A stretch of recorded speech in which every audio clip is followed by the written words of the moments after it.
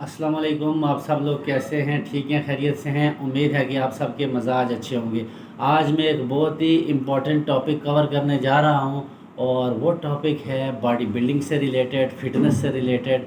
और ऐसी वीडियोस आपने बहुत कम देखी होगी, लेकिन मैं आज आपको बहुत ही important videos body building, fitness और हेल्थ से रिलेटेड बताने जा रहा हूँ। देखें, एक चीज़ होती है इसमें बीएमआई, एक होती है बीएमआर।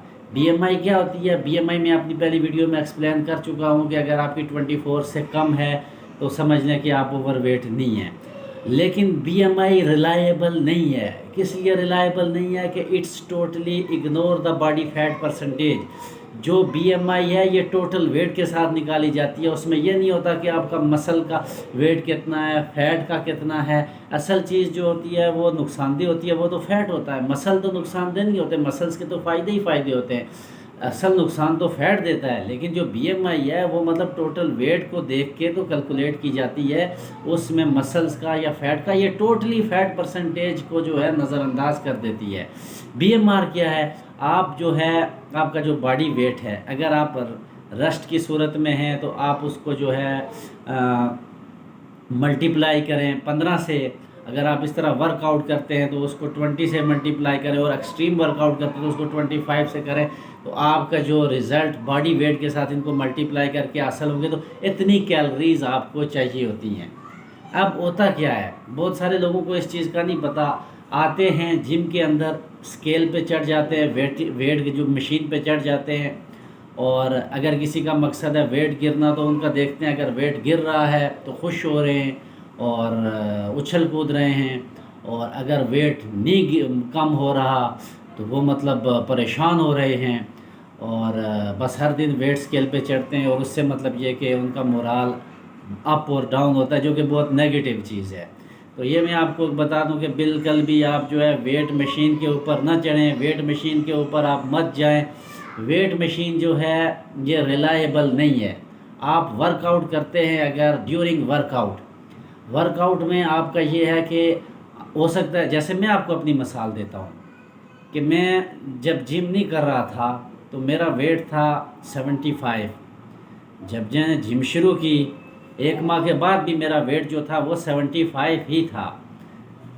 तो लेकिन रिज़ल्ट अमेजिंग थे। कैसे अमेजिंग थे रिज़ल्ट? जब मेरा वेट तो 75 था, लेकिन उसमें मेरा जो मसल मास था वो था 30, और जो मेरी बॉडी फैट परसेंटेज थी वो थी 26।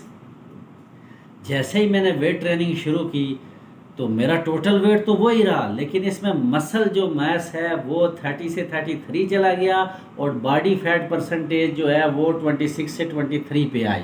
तो मतलब ये कि टोटल वेट वही रहा, मेरा मसल मास जो है वो मसल बढ़ना शुरू हो गया और फैट पिघलना शुरू हो गया। तो असल चीज़ होती है बॉडी फैट परसेंटेज और मसल मास। आपका मसल मास जो है, अगर मेल हैं, आप मर्द हैं और आपकी उम्र 16 साल से ऊपर है तो 33.5 होना चाहिए। उससे कम है तो समझ लें कि आप कमज़ोर हैं, आप कांगड़ी हैं। इतना भी मतलब ये कि नहीं होना। और इस तरह ये कि अगर आपकी बॉडी फैट परसेंटेज 20 से ऊपर है तो भले आपकी गर्दन सूखी हुई हो, लेकिन समझ लें कि आप फैटी हैं, आपका बॉडी कंपोजिशन बहुत ही बुरा है।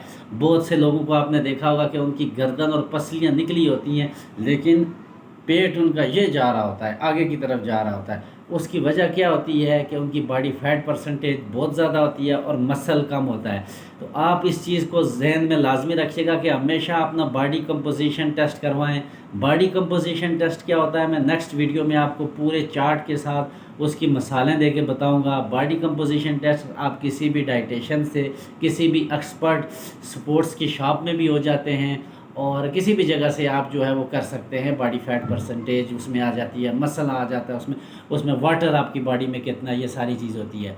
तो बुनियादी मकसद इस वीडियो को एक्सप्लेन करने का ये है कि आप बीएमआई की तरफ ना जाएं, आप वज़न चेक करने पे ना जाएं। आप जब वर्कआउट शुरू करेंगे, बॉडी बिल्डिंग करेंगे, और अगर साथ उसके आप रनिंग भी करते हैं, तो आप 1 माह के बाद अपना बॉडी कंपोजिशन टेस्ट, जिस दिन आप जिम शुरू करेंगे उस दिन अपना बॉडी कंपोजिशन टेस्ट करवाएं, और 1 माह के बाद उसको दोबारा करवाएं।